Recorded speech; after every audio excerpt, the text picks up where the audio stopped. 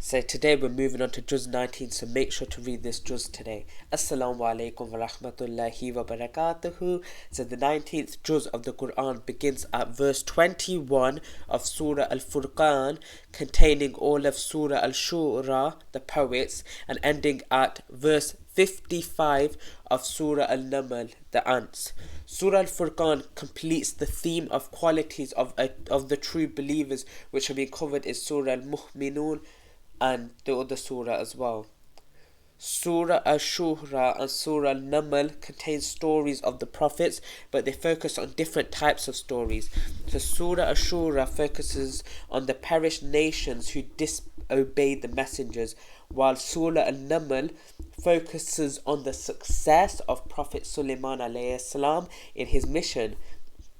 In both we see the two endings of those who follow the messengers and those who reject them. The opening verse of the Juz is a reminder of the kind of excuse the disbelievers make for not following the truth, which is verse 21 of chapter 25. Those who do not expect me to say, if only the angels were sent down to us, or we could see our Lord. They have grown arrogant within themselves and have become excessively defiant. And then this is followed by a series of verses describing the regrets of the disbelievers and the hypocrites, ending with the complaint of the Prophet ﷺ that his people did not take the Quran seriously. And we ask Allah to make us of those who actually take this Quran seriously and implement it into our lives, contemplate over its verses, and to recite it and to help others recite the Quran as well. Ameen. So the verse 27 to 30, Allah subhanahu wa ta'ala says, on that day the wrongdoer will bite his hands and say, if only I had followed the way of the messenger. Oh, woe to me! I wish I never took so and so for a friend. He led me away from the message after it had come to me, for Satan has always been a betrayer of man. And the messenger will say, my Lord, my people have abandoned this Quran. And I make dua to Allah subhanahu wa ta'ala that we are not among those who abandon the Quran. Ameen. It may be difficult to comprehend why some people reject the message of the truth even when it's clear to them. The Quran reminds us here that many of them are like cattle, which means that they follow their leaders without critically thinking or even self-reflecting.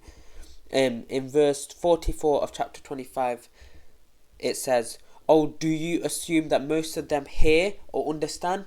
They are just like cattle, but even more errant in their way.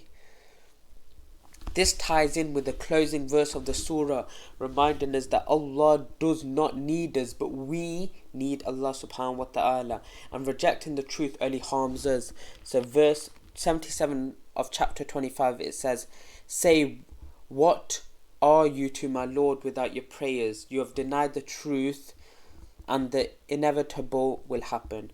The closing passage of this surah highlights further qualities of true believers, which we can summarize as humility, avoiding argument, performing night prayer, reflecting on the akhirah, the afterlife, generosity, avoiding major sins, repenting for our past sins, avoid wasting time, because there's a hadith about that as well, and praying for guidance for oneself and for one's family. These qualities complement those mentioned in Surah Al-Mu'minun and help one attain a higher level of spirituality.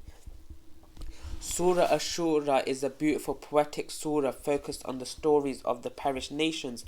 Each story is told in a powerful rhythmic tone with an emphasis on how the people rejected their messengers and the result of that rejection. This surah is a retelling of the stories of Musa, Ibrahim, Noah, Hud, Saleh, Lut and Shuaib, with a focus on how their people rejected them and the result of rejecting the messengers in general. So Surah Shura begins with a reminder to the Prophet ﷺ not to stress too much over those who reject his message, as each person is responsible for their own choices. So it says in verse 3 of chapter 26, perhaps you would destroy yourself with grief because they do not become believers. And a unique feature of this surah is the repetition of the following verses after every story, which is in various places in the surah. So it's in the chapter 26 is in verse 67 and 68, 103 and 104, 121 and 22, 113 and 140, 158 and 59, 174 and 75, and 190 to 91. So you'll see this being repeated, and the verses in that there is a sign, but most of them are not believers. Surely your Lord is the Almighty, the Merciful.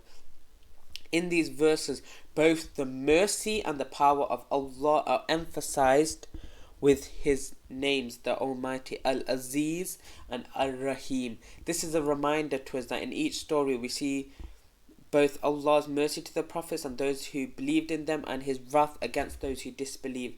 You may have noticed throughout the Quran that Allah subhanahu wa ta'ala will talk about one side of it, which may be the negative side, and then He will talk about the positive, which are the believers, what's their reward and what will happen to those who disbelieved in the message.